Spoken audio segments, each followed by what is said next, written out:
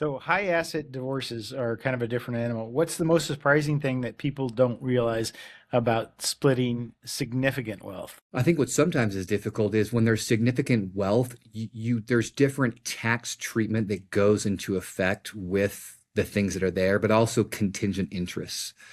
I've dealt with a number of cases where you've got all these different stock grants, right? It's preferred stock, or it's contingent upon future performance, or it's got special treatment in the way that it is because it's a new startup company and it's a founder. And so when you have all these different types of assets that are coming into play, it's not as simple as just dividing everything down the middle because of the way that the tax treatment could be, or contingent interest. And so when it comes to those types of things, if you're not careful, then somebody can really get the raw end of the deal when it comes to Mhm. dividing assets. And oftentimes that would be the person who it's not their assets. If one particular spouse is one who's involved in that company, they probably understand the nature of these, different stock grants and assets that are there, and the other spouse probably doesn't.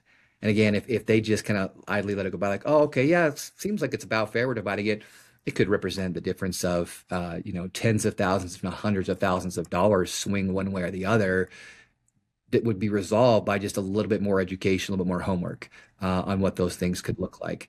What's interesting, though, about high asset cases is what I found is when we do the right things with the professionals, bring in forensic accountants, have somebody breaking it down, sometimes those cases are actually a little bit easier to settle. When cases have sometimes very little assets and there's a lot of debt, sometimes those actually end up having a bit more fights because there's just not a lot to go around. And so then people get really like worried about their future and their safety because they don't have enough and there's not enough to go around. And sometimes that becomes a little bit harder. But a lot of my wealthier clients is it's kind of like, okay, yep, let's figure out the nuts and bolts of this. Let's figure out what the division's supposed to look like. Makes sense. Let's get an agreement and let's get it done.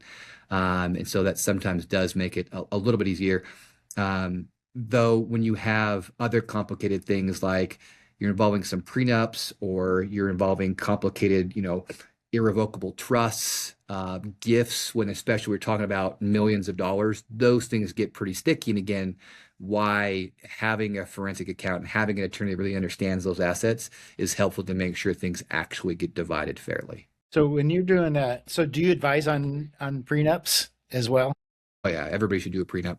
Well, really, everybody should do a prenup. Well, it's funny. There's a really famous divorce attorney out there. I don't Because remember his some name. people, they say, you want me to sign a prenup? You must not really love me. Yeah. Yeah, there's a really famous divorce attorney out there. I can't remember his name, but he's been on a number of podcasts lately, and I actually totally agree with him what he said. It was a really unique perspective. He's like, everybody does one. You either choose to do one and create the terms you want, or you accept what the state you're in says your prenup is because they say what the division is going to be.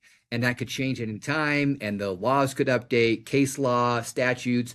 So you're completely subject to whatever the state you're in decides they want to do. So either way, you're doing one. It's just, are you going to choose to set the terms yourself, or are you going to choose to let the state decide what those terms are going to be? I thought it was a unique perspective. Does it mean That that is an everybody interesting actually should do perspective. one? Probably not. I mean, I don't want to advise somebody to do it that it's going to make their relationship start off terrible. Because I've definitely had that where people come in like, well, we're thinking of doing one, and give them some advice, or I draft it up and they're like, oh man, it was a disaster trying to talk to my future spouse about it. But okay, in those situations, like it is what it is. If Yeah. you can't do it, you can't do it. You got to be happy. You got to find your happiness.